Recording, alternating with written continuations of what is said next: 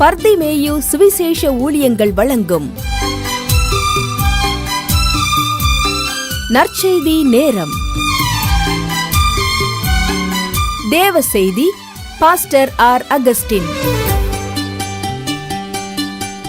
இந்த நாளில் உங்களோடு ஐயா, நம்முடைய நோய்கள் சுகமாகணும். ஏன்னா நான் சொன்னேன், நோய்களில் பலவிதம் தானாக தேடிக்கொள்வது நிறையா இருக்கு. ஆனால் தேவனுடைய நாம மகிமைக்காகவும் சில நோய்கள் இருக்கிறது. உதாரணமாய் யோவான் எழுதின சுவிசேஷத்தை நீங்கள் பலமுறை படித்திருக்கிறீர்கள். இயேசுவுக்கு அன்பான ஒரு சிநேகிதன், அவன் பேர் என்னது? லாசரு. அவனுடைய வீட்டில் 2 சகோதரிகள், மார்த்தாள், மரியாள். பற்பல காரியத்தை குறித்து கவலைப்படுகிற மார்த்தாளும் உண்டு, தன்னை விட்டு எடுபடாத நல்ல பங்கை தெரிந்து கொண்ட மரியாளும் உண்டு. அது மட்டுமல்ல ஐயா, கர்த்தருடைய பாதத்தில் அமர்ந்து அவருடைய உபதேசத்தை கேட்டது மட்டுமல்ல, ஒரு ராத்தல் தைலத்தை கொண்டு வந்து அவர் பாதத்தில் ஊற்றி தன் தலைமயிரினால் துடைத்த அந்த மரியாளும் உண்டு. எனக்கு அன்பானவர்களே, அந்த வீட்டில் தான் ஒரு வியாதி வந்துச்சு. தன்னை விட்டு எடுபடாத நல்ல பங்கு இருந்தா, தலைமையினால் தொடச்சா, இயேசுவுக்கு நெருங்கினவங்க. ஆனால் வியாதி வராதா? வந்துச்சு. லாசரு வியாதிப்பட்டான். அப்போ என்ன செய்தாங்க? வாசிங்க, யோவான் 11ஆம் அதிகாரம். உங்கள் வேதத்தை திருப்பிக் கொள்ளுங்க. யோவான் 11ஆம் அதிகாரம் முதல் 1, 2, 3 வசனத்தை திருப்பி கையில் வச்சுக்கிறீங்களா? அப்படி எல்லாரும் எடுக்கிற வரைக்கும் நீங்களும் நானும் பாடுமா?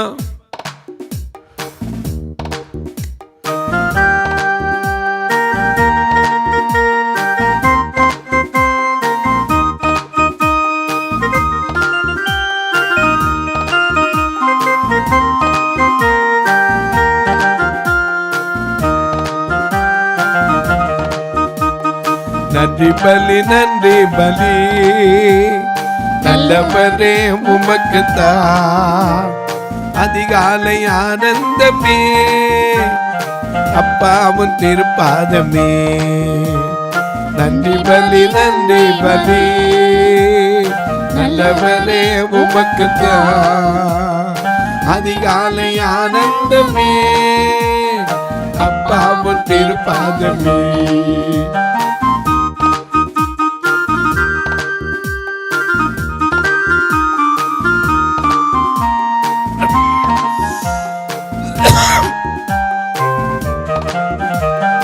இரவெல்லாம் காத்தே இன்னும் ஒரு நாள் தந்தி, இரவெல்லாம் காத்தே இன்னும் ஒரு நாள் தந்தி, பரவாத என்ன சரி உறவாடி மகிழ்ந்திருப்பே, பரவாத என்ன சரி உறவாடி மகிழ்ந்திருப்பே.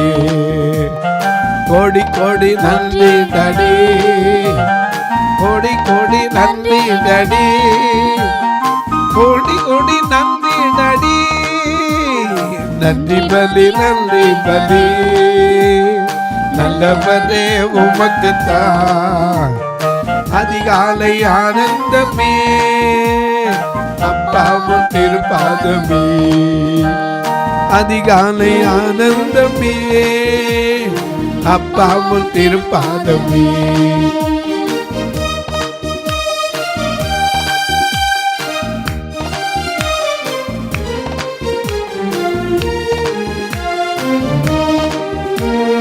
வேதனை துன்பம் எல்லாம் பிரிக்காது ஒரு நாடும், வேதனை துன்பம் எல்லாம் பிரிக்காது ஒரு நாடும், நாதனை முன்னிழலில் நாள்தோறும் வாழ்வேன் ஐயா, இயேசுநாதனை முன்னிழலில் நாள்தோறும் வாழ்வேன் ஐயா.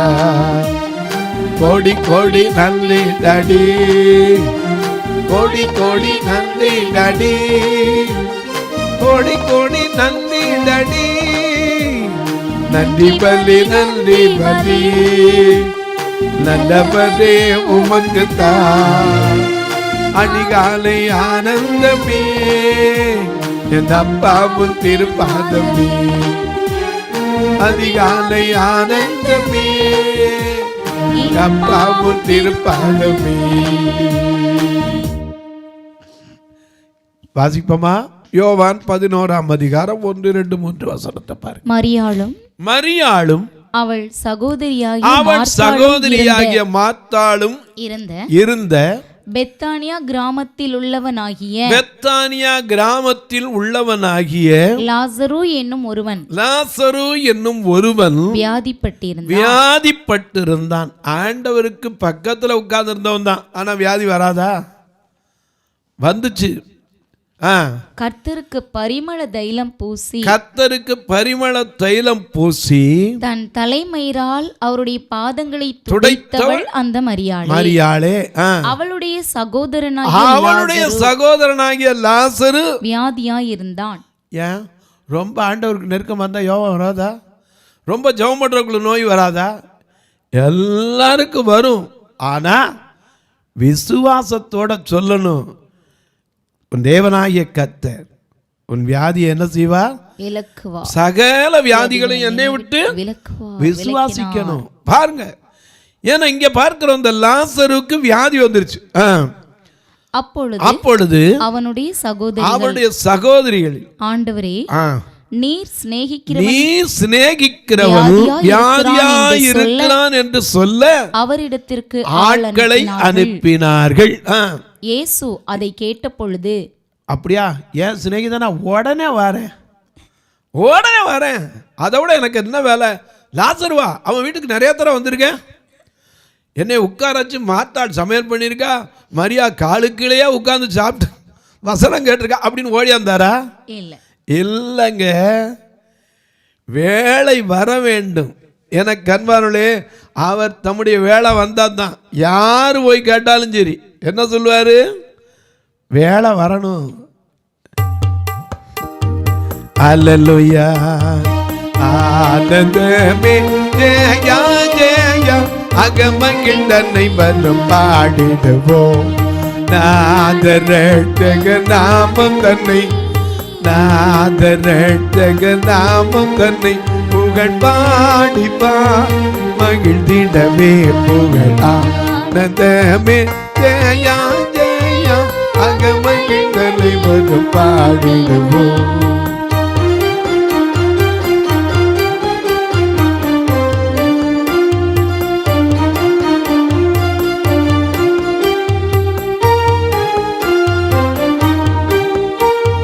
பப்ப பாரி நிதி கப்ப மகா கப்ப மக மக நிசனி சனி தசா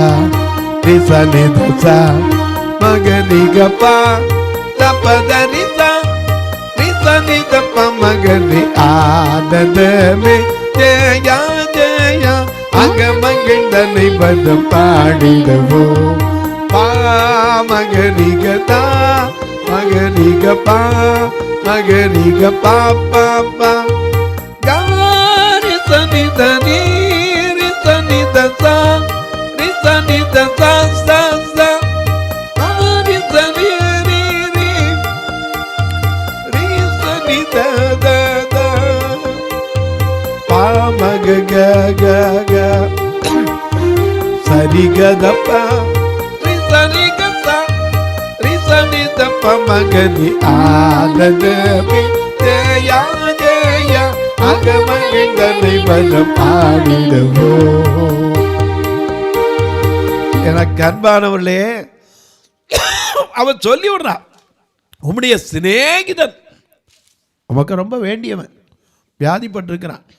அப்படியா, உடனே வரேன், இந்த வந்துட்டேன், அவனை சுகப்படுத்ததான் என் ஃபர்ஸ்ட் வேலை அப்படின்னு வரவே இல்லை. என்ன சொன்னார்? வாசிங்க பாருங்க. இந்த வியாதி மரணத்துக்கு ஏதுவாய் இராமல். நல்ல கவனிங்க, சில வியாதி நம்மளை கொல்றதுக்கு இல்லை. நாம நினைச்சிட ஒரு சின்ன வியாதி வந்தோன்னா நான் செத்து போயிடணும். மரண பயம். உபாகமம் 28:66 பார்க்கிற, உன் ஜீவன் சந்தேகத்தில் ஊசலாடுது. ஏன்னா மரண பயம் வந்துருச்சுன்னா எதை பார்த்தாலும் பயமா தான் தெரியும். இங்க இவனுக்கு சொல்றாரு, இந்த வியாதி மரணத்துக்கு ஏதுவாய் இராமல் தேவனுடைய மகிமை விளங்குவதற்கு ஏதுவாய் இருக்கிறது. சில நேரத்துல ஆண்டவருடைய நாம மகிமைப்படுறதுக்கு அந்த வியாதி வந்திருக்கவும் செய்யும். ஏன்னா எத்தனை இடத்துல பார்க்கலாம். அதோனிராம் ஜட்சன் என்று பர்மா தேசத்துக்கு ஊழியம் செய்ய வந்தார். ஆனா கடைசி முதிர் வயதுல வியாதிப்பட்டு கடல்ல தூக்கி எறிஞ்சாங்க. ஒரு மிஷினரி மீன்களுக்கு இரையாக போடப்பட்டார். ஆனா இன்னைக்கு எதுக்கு? அது ஆத்மாவுக்காக ஆதாயம் செய்வதற்கு தன்னையே கொடுத்தார். இங்கே பார்க்கிறோம், லாசருக்கு வியாதி. இயேசு உடனே நான் என் ஃப்ரெண்டு வந்து சோமாக்கிறேன் வரல, இந்த வியாதி மரணத்துக்கு ஏதுவாய் இராமல் தேவனுடைய மகிமை விளங்குவதற்கு ஏதுவாய் இருக்கிறது.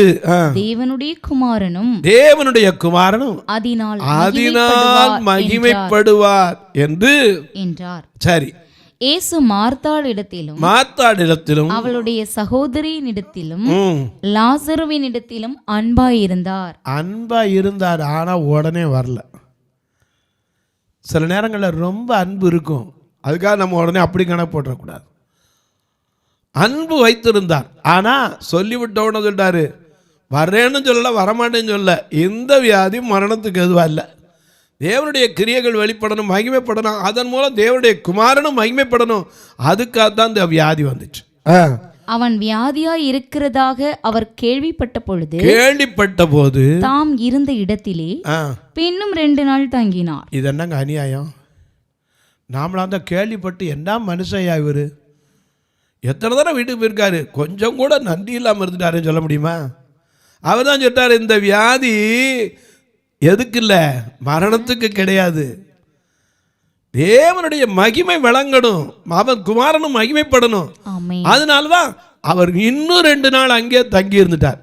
அதன் பின்பு அவர் தம்முடைய சீஷரை நோக்கி நாம் மறுபடியும் யூதேயாவுக்கு போவோம் வாருங்கள் என்றார். சரி, அதற்கு சீஷர்கள் ரபி போதகரே, இப்பொழுதுதான் கல்லறிய பார்த்தாங்களே, மறுபடியும் நீர் அவ்விடத்திற்கு போகலாமா என்றார்கள். சரி, இயேசு பிரதியுத்தரமாக பகலுக்கு 12 மணி நேரம் இல்லையா? ஒருவன் பகலிலே நடந்தால் அவன் இந்த உலகத்தின் வெளிச்சத்தை காண்கிறபடியினால் இடரமாட்டான். ஒருவன் இரவிலே நடந்தால் தன்னிடத்தில் வெளிச்சம் இல்லாதபடியினாலே இடறுவான் என்றார். சரி, இவைகளை அவர் சொல்லிய பிறகு அவர்களை நோக்கி நம்முடைய சிநேகிதனாகிய லாசரு, அப்படி சொல்றாரு, என்னுடைய சிநேகிதன் சொல்லல, நம்முடைய சிநேகிதனாகிய லாசரு நித்திரை அடைந்திருக்கிறான், செத்து போயிட்டான்னு சொல்லல. அதனாலதான் நாமளும் என்ன செய்யறோம், நித்திரைன்னு சொல்றோம். நித்திரை அடைந்திருக்கிறான், நான் அவனை எழுப்ப போறேன். நம்மளா தான் கேட்டுப்போம், ஏன் அவங்க அக்கா தங்கச்சிலாம் எழுப்ப மாட்டாங்களான்னு. நான் அவனை எழுப்ப போறேன் தோமாவுக்கு சொல்றாரு பாருங்க. அதற்கு அவருடைய சீஷர்கள், ஆண்டவரே நித்திரை அடைந்திருந்தால் சுகமடைவான் இவன் செத்து போயிட்டான் தெரியும், அதனால நித்திரை அடைந்திருந்தால் சுகமடைவான் என்றார்கள். இயேசுவானவர் அவருடைய மரணத்தை குறித்து அப்படி சொன்னார். அவர்களோ நித்திரை செய்து இளைப்பாறுகிறதை குறித்து சொன்னார். 2 விதமான அவங்களுக்குள்ளே தன் நினைப்பு இருந்துச்சு. அப்புறமும் சொன்னாரு. அப்பொழுது இயேசு அவர்களை நோக்கி, லாசரு மரித்து போனான் என்று வெளிப்படையாய் சொன்னார். நான் அங்கே இராததினால் நீங்கள் விசுவாசம் உள்ளவர்கள் ஆகிறதற்கு ஏது உண்டென்று உங்கள் நிமித்தம் சந்தோஷப்படுகிறேன். இப்பொழுது அவனிடத்திற்கு போவோம் வாருங்கள் என்றார். உடனே தோமா சொல்றாரு, அங்க சொல்றாரு பாருங்க. அப்பொழுது திதிமு என்னப்பட்ட தோமா மற்ற சீஷர்களை நோக்கி, அவரோட கூட மரிக்கும்படி நாமும் போவோம் வாருங்கள் என்றான். மரித்தோரும் மௌனத்தில் கர்த்தரை துதிக்க மாட்டான், இவன் உயிரோட தானே இருக்கான். அப்போ சொன்னான், நாம அவரோட போய் சாவம் வாங்க. இயேசு கூட்டிகிட்டு போனார். இதெல்லாம் உங்களுக்கு தெரியும். போய் 38ஆம் வசனத்துக்கு வாங்க. 11:38. அப்பொழுது இயேசு மறுபடியும் தமக்குள்ளே கலங்கி கல்லறையினிடத்திற்கு வந்தார். அது ஒரு குகையாய் இருந்தது, அதன் மேல் ஒரு கல் வைக்கப்பட்டிருந்தது. கல்லை எடுத்து போடுங்கள் என்றார். இதுதான் நமக்குள்ள, இதுதான் வியாதி தீர்றதுக்கு ஒரு சில தடைகள் இருக்கிறது. அதை குறித்து பின்னாடி சொல்றேன். அந்த கல்லை எடுத்து போடுங்கன்னாரு. உடனே சொன்னா, மரித்தவனுடைய சகோதரியாகிய மார்த்தாள் அவரை நோக்கி, ஆண்டவரே 4 நாளாச்சே. நாருமே. அப்பதான் அவர் சொன்னார், நீ விசுவாசிக்கணுமா? ஏன்னா சொல்றவர் யாரு? உன் பக்கத்துல நிக்கிறவர் யாரு? ஏன்னா அவர் உலகத்தின் ரட்சகர். ஏன்னா நம்ம பாடுறோம் இல்லையா,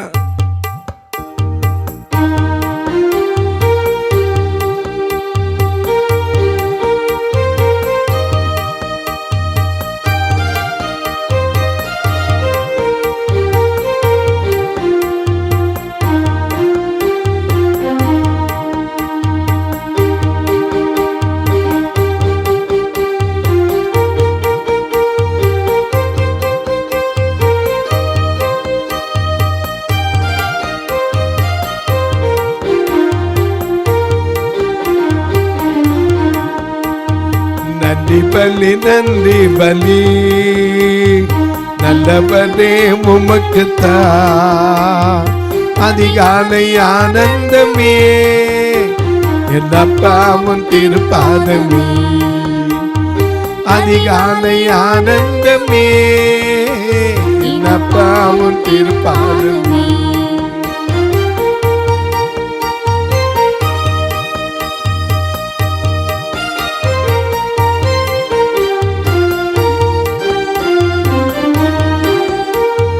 வேதனை துன்பம் எல்லாம் பிரிக்காது ஒரு நாடும், வேதனை துன்பம் எல்லாம் பிரிக்காது ஒரு நாடும், நாதனை உன்னிடலில் நாள்தோறும் வாழ்வேனையா. இயேசு நாதனே உன்னிடலில்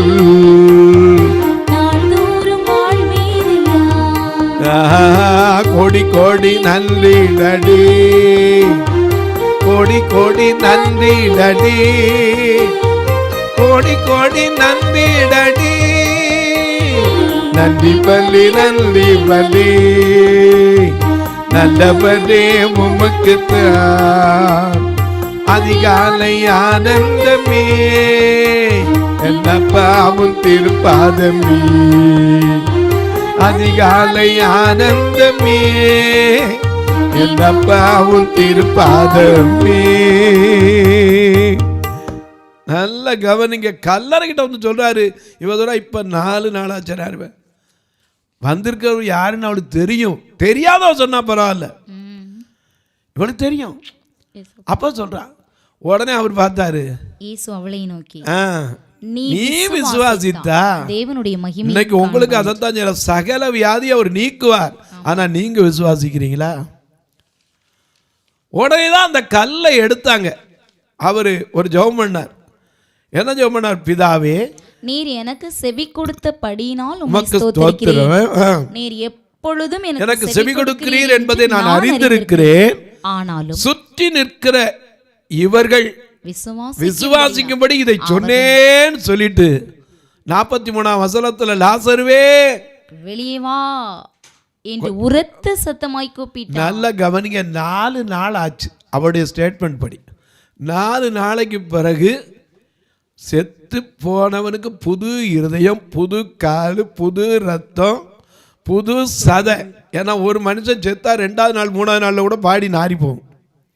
அத்தனை செயல்படுது. அவன் கல்லறையிலிருந்து ஏறி வந்தான். எப்படி? காது கேட்குது. ஏன்னா மூஞ்சி முகம்லாம் சுற்றி இருக்கு திரைச்சியில. ஆனால் காது கேட்குது. கூப்பிட்டு லாசருவே வெளியே வரணுன்னா எந்திரிச்சு கல்லறை இடத்துல ஏறி வர்றான். எப்படி? கொஞ்சம் யோசிச்சு பாருங்க. டாக்டர்கிட்ட 1/2 மணி நேரம் கழிச்சு கொண்டு போனால் என்ன சொல்கிறாங்க?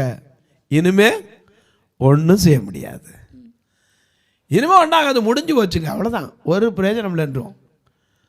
ஏன்னா ஆஸ்பத்திரியில் போய் பார்த்துருப்பீங்க எத்தனை பேர். இங்கேருந்து வேகமாக கொண்டு போய் அங்கே போச்சு, நான் வர்ற வழியிலே முடிஞ்சு போச்சுங்க, ஒன்றும் இல்லைன்றோம். இங்கே 4 நாளாச்சு.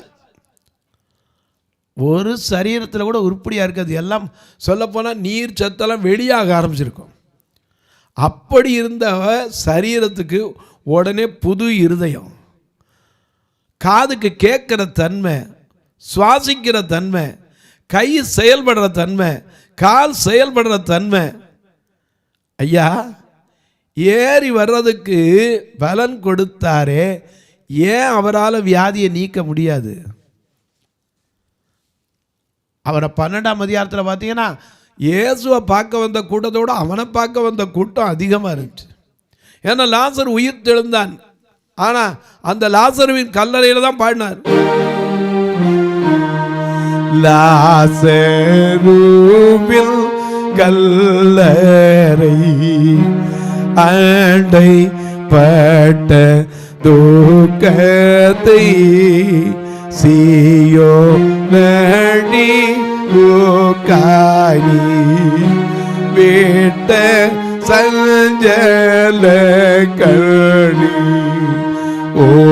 ஓக்கத்தோடு வாஞ்சையாய் கேதும் போது தயவா சிலை வைத்த இயேசுவே எங்கள் வேண்டல் கேளுமி. மோட்சத்தை நீ விட்டதும் மாந்தராய் பிறந்ததும் ஏழையாய் வளர்ந்ததும் ஓத்த பசிதாகமோ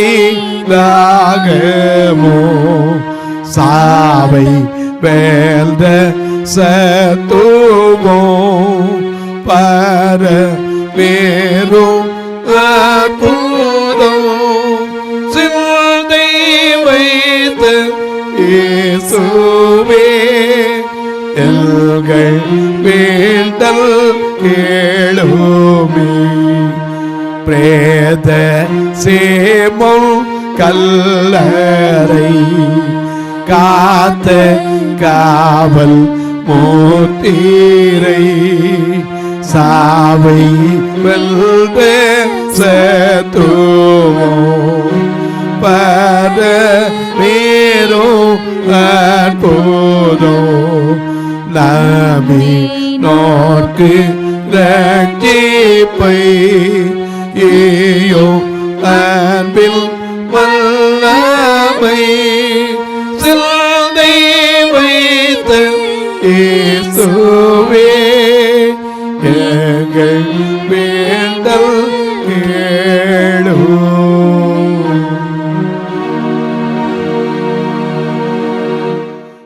எனக்கு அன்பானவர்களே, நாயினூர் விதவை மகனை தூக்கிட்டு வராங்க. லூக்கா 7ஆம் அதிகாரத்தில் கொண்டு அடக்கம் பண்ண போறாங்க. பாடையை தொட்டார். வாலிபனே எழுந்துருன்னு ஒரு வார்த்தை தான் சொன்னார். அதை கூட காலையில் செத்துருந்தா சாயந்தரம் அடக்கம் பண்ண வந்திருக்கலாம், ஒருவேளை ராத்திரி செத்துருந்தா மறுநாள் காலையில் அடக்கம் பண்ண வந்திருக்கலாம். இது 4 நாள் ஆச்சு. 4 நாள் கழிச்சு நாரி போன சரீரத்தை கூப்பிட்ட உடனே அத்தனை உறுப்புகளும் செயல்பட்டுச்சுன்னா யோசிச்சு பாருங்க. அவர் அற்புதம் செய்கிறவர். இன்னைக்கு சொல்லுவேன், வியாதியை சகல வியாதிகளை உன்னை விட்டு விலக்குவார், என்னை விட்டு விலக்குவார், நம்ம விட்டு விலக்குவார். யார் அவர் அண்டி கொண்டாங்களோ எல்லாருக்கும் விலக்குவார். ஆனா ஏன் நம்ம விட்டு வியாதி போகல, அதை கர்த்தருக்கு சித்தமான அடுத்த செய்தியில் உங்களுக்கு சொல்றேன். ஏன்னா நிறைய காரியம் இருக்கு. ஏன் போகலைங்கிறதுக்கு இன்னொரு 3 மணி நேரம் உங்கள்கிட்ட பேசினா தான் 6 செய்தி கொடுத்தா தான் தீரும். கர்த்தருக்கு சித்தமான உங்களோட தொடர்ந்து பேசுகிறேன். தொலைக்காட்சியில் பார்க்கிற என் அன்பு மக்களே, இந்த நிகழ்ச்சியை நாள்தோறும் பார்க்குறீங்க, கேட்குறீங்க, பரவசம் அடைகிறீங்க, ரொம்ப நல்லது. இதற்காக ஜெபிக்கிறீங்களா? ஏன்னா இந்த ஊழியத்துக்குன்னு யாரையும் போய் நான் கதவை தட்டி கூட தொந்தரவு பண்ணி கேட்டதில்லை.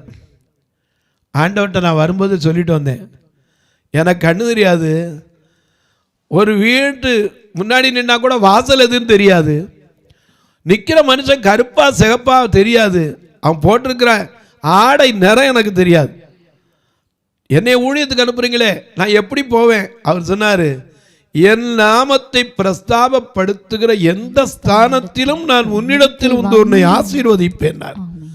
இன்னைக்கு வரைக்கும் நடத்தி வருகிறார். நீங்கள் தொடர்ந்து செய்வீங்க. 2 சபை இருக்கு, 2லையும் பார்வையற்ற மக்கள் ஞாயிற்றுக்கிழமை வந்து பாருங்க. மதுரையில் காலை 7லேருந்து 9 வரை இருக்கு. அதை முடிச்சுட்டு திருநெல்வேலி ஆராதனைக்கு வந்துடுவேன். 11 மணிக்கு ஆராதனைக்கு வந்து செய்திக்கு வந்து சேர்ந்துருவேன்.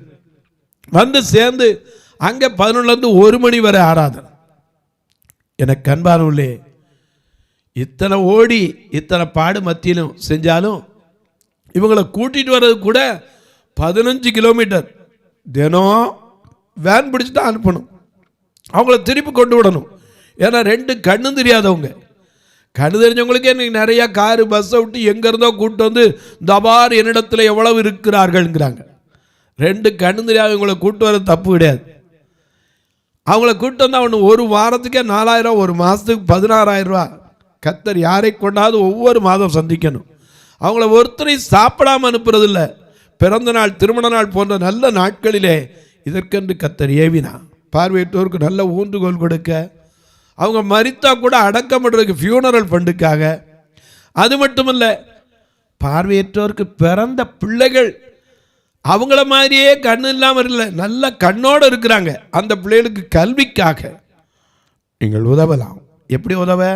இங்கே ஃபோன் நம்பரில் உங்களுக்கு நிறைய டிஸ்பிளேயில் வரும். நீங்கள் ஜிபே, ஃபோன்பே உண்டு. இதில் தொடர்புலாம் என்னிடத்தில் கேட்டாலும் உங்களுக்கு சொல்லுவேன். உங்களுக்காக நானும் ஜெபிக்கட்டுமா? உங்கள் ஜெபக்காரி எது இருந்தாலும் காலை 10லேருந்து 5க்குள்ளே நீங்கள் தாராளமாக கூப்பிட்டு சொல்லலாம். நான் உங்களுக்கு ஜெபிப்பதற்கு ஒருவேளை ரெக்கார்டிங்கிலோ மீட்டிங்கிலோ இருந்தால் ஒழிய கட்டாயம் எடுப்பேன், எடுத்து ஜெபிப்பேன். இப்போ உங்களுக்காக ஜெபிக்கட்டுமா? நல்ல பிதாவே, நன்றியோடு துதிக்கிறோம் சுவாமி. தேவனாகிய கர்த்தர் சகல வியாதிகளையும் உன்னை விட்டு விலக்குவார். நீ சகல ஜனங்களை பார்க்கிலும் ஆசீர்வதிக்கப்பட்டிருப்பாய் என்று சொன்னீர். யார் யார் எந்தெந்த வியாதி படுக்கையில் இருக்கிறார்களோ அவர்களெல்லாம் கர்த்தர் எழுப்பி குணமாக்கி ஆசீர்வதிங்க. எரேமியா 33:6 படி, நான் அவர்களுக்கு சௌக்கியமும் ஆரோக்கியமும் வரப்பண்ணி நான் அவர்களை குணமாக்கி பரிபூரண சமாதானத்தை சத்தியத்தை வெளிப்படுத்துவேன் என்றீரே, அதை நிறைவேற்று. இயேசுவின் நாமத்தில் ஜெபிக்கிறேன் நல்ல பிதாவே, ஆமென். சபை ஆராதனை ஞாயிறு காலை 10 மணி முதல் 12 மணி வரை. இடம் பர்திமேயு சுவிசேஷ ஆலயம், அன்னை சத்யா நகர், இளமனூர் அஞ்சல், சக்கிமங்கலம் வழி, மதுரை மாவட்டம். பின்கோட் 625201 மற்றும் பர்திமேயு சுவிசேஷ ஜெப வீடு, flat number 107, Eden garden, Muthur, Tirunelveli. Pincode 627011. சிறப்பு உபவாச கூட்டம் ஒவ்வொரு மாதமும் 2வது சனிக்கிழமை காலை 10 மணி முதல் 1 மணி வரை நாகர்கோவில் YMCA ஹாலில் வைத்து நடைபெறுகிறது. மற்றும் ஒவ்வொரு மாதமும் 4வது சனிக்கிழமை காலை 10 மணி முதல் 1 மணி வரை திருநெல்வேலி புதிய பேருந்து நிலையம் அருகில் உள்ள கிரேஸ் ஹாலில் வைத்து நடைபெறுகிறது. எங்கள் எல்லா ஆராதனைகளிலும் கலந்து கொண்டு தேவனை மகிமைப்படுத்த அன்பாய் அழைக்கிறோம். உங்கள் உதாரத்துவமான காணிக்கைகளினால் இவ்வூழியத்தை தாங்க விரும்பினால் R Augustine, account number 5021364331, IFSC code IDIB 000B066, Indian bank, BP Kulam, Madurai. GPay number 9842181917, BGM ministries மற்றும் 9442559772, பிளைண்ட் மினிஸ்ட்ரீஸ் அகஸ்டின். உங்கள் தொடர்புக்கு பாஸ்டர் ஆர் அகஸ்டின், பர்திமேயு சுவிசேஷ ஊழியங்கள், நாகமலை, புதுக்கோட்டை, மதுரை 625019. தொலைபேசி எண்கள் 9842181917 மற்றும் 9442559772. கர்த்தர் தாமே உங்களை ஆசீர்வதிப்பாராக.